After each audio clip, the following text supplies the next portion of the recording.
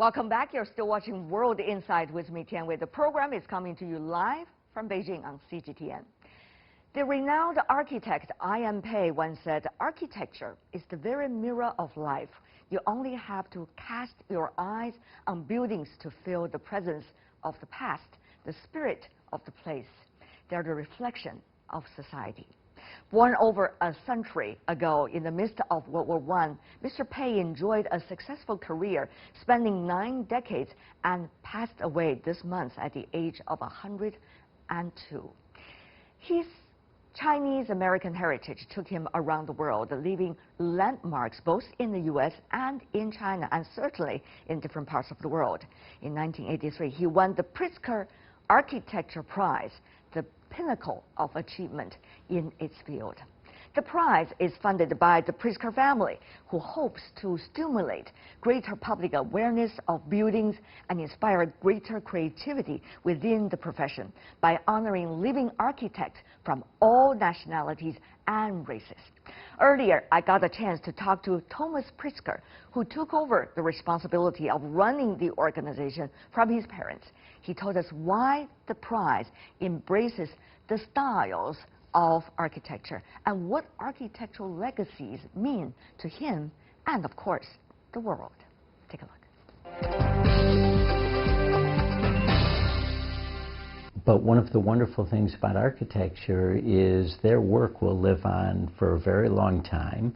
Not only their direct work, but their influence on the next generation will be something that is their legacy. And I think it's the nature of the field of architecture, of course. People make their mark, they then get older, they produce new work, and then they pass along, and they have to pass the torch to a younger generation. What about the new generation? Is there some adjectives that you can give to the so-called new generation, even though they could be very diverse among themselves? So, like the millennials in every discipline, I'm totally jealous of the new generation. Yes. They are going to grow up as digital natives. They at the age of 3 years old, they were punching keys and swiping screens. And they now have the ability to build things that 15 years ago you couldn't have dreamed of building. Maybe that this next generation who's now coming into the lead is the dream generation. And the reason I say that is they're going to have the ability to reach into the past, which was a very human past, but they're also going to have the ability to understand and use the future. Artificial intelligence, data analytics, all of those, they're going to be the ones who integrate that history that we're so familiar with and cultures and civilizations with modern world and how they can use those tools. And it may be that subsequent generations are really going to be more directed by the technology, more controlled by the technology, as opposed to sort of being able to toggle between past and future. Let's talk about the two architects you worked with for quite some time, Venturi, Hadid, and some of the others. Is it a very different generation now, from your perspective? So, I think you point out something that's important, and that is to think about these architects in the context of the moment that they were working. Absolutely. And what happens if we take someone like Robert, today we sort of take it for granted. We've seen enough of the results that it doesn't look like anything special, and yet at the time... Even the green wall. Exactly. At the time, it was breaking, in his case, it was breaking eggs, it was breaking glasses, it was breaking traditions that were held for a long time. If I go to Zaha, who was a close friend, and if I look at what Zaha did, for sure, both by her architecture and her personality, she was happy to break eggs. The more eggs she could break, the happier she was. Absolutely. And she did it with the way she dressed, the way she presented herself and her architecture, and yet it's going to be important that Zaha, the fact that Zaha existed will remain important to society for many years after Zaha's contribution. She's quite a personality and quite a woman. Fantastic personality. But when you think about both Robert and Zaha, the controversies they created at the very beginning when they were being seen as the new voices, yep. that really shows us the importance of inclusiveness of a society in a way. Because Robert started with his mom's house.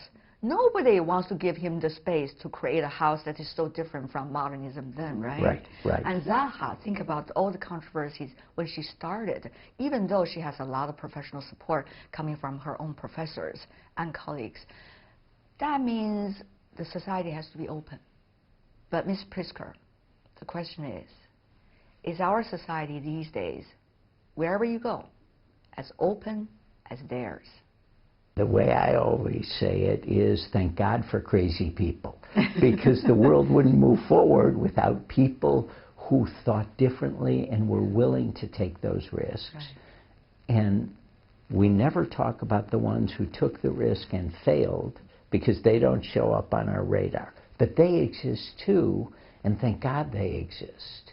So the question of how much risk a society should take is a really important, it's a big issue. How much, from your perspective, Mr. Pritzker? I don't think you can say that there's a number associated with it. But I do think if you look at the innovation in a society, it reflects the tolerance of that society to take risk. And so what we need to think is, how do we take risks, allow innovation, and then manage the breakage, the ones that don't lead us to something great?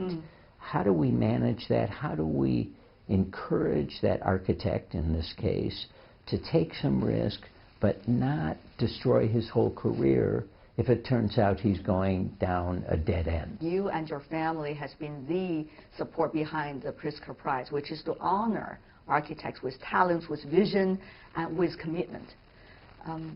But what is it like to be with, quote-unquote, these crazy people? Yeah. So explaining how the prize works, we don't have any voice in the selection. Yes. The jury makes the selection. But you select the jury members. We select the jury members, but they tend to stay for quite a long time, and they're a very independent lot. And sometimes too independent from yeah, one exactly. another. I don't know whether I've ever said this on camera, but in 1989, I think it was, they selected Frank Gehry.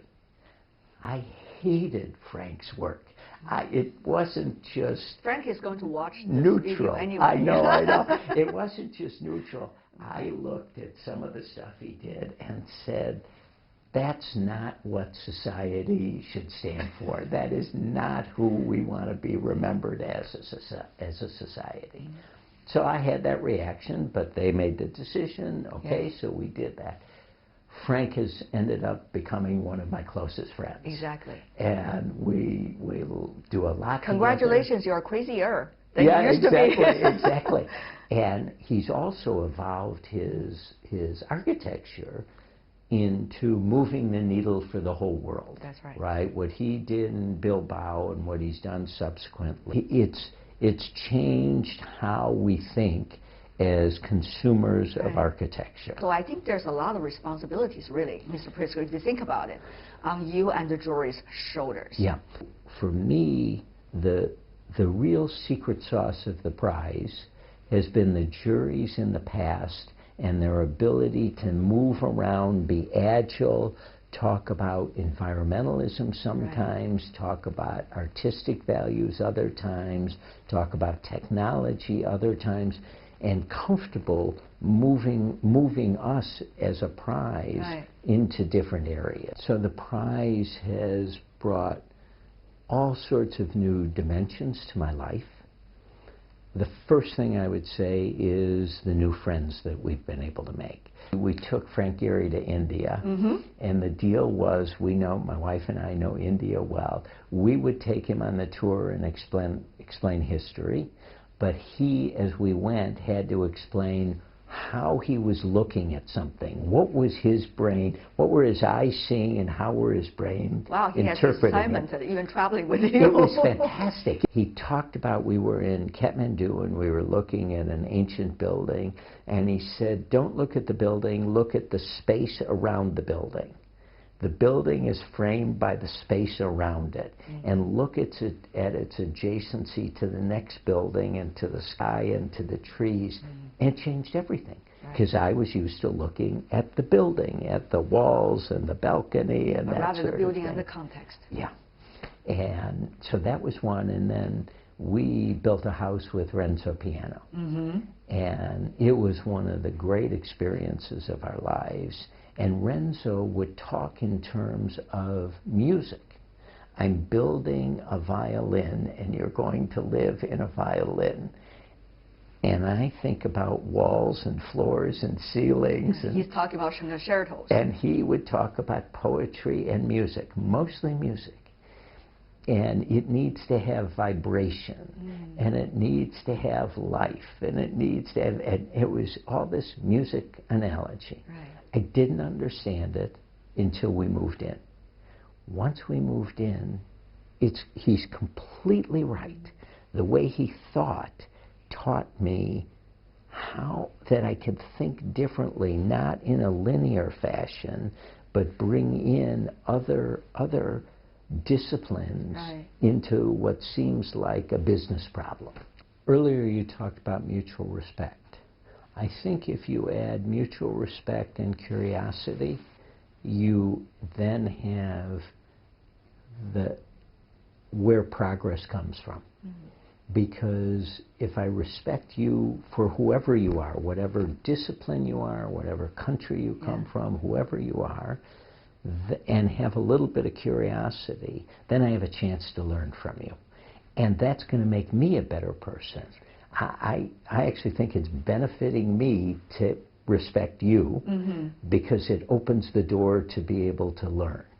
And I think we see examples of that all over the world. I don't think that Chinese are different than Japanese or different than Europeans. I think we are all a human community, and those values are common. And those are the things that we should be encouraging. And that, if we encourage those, that's going to make for a better world. Thank you so much, Mr. Pritzker. It was Great. a pleasure. Thank you for your time. You. Good to see you.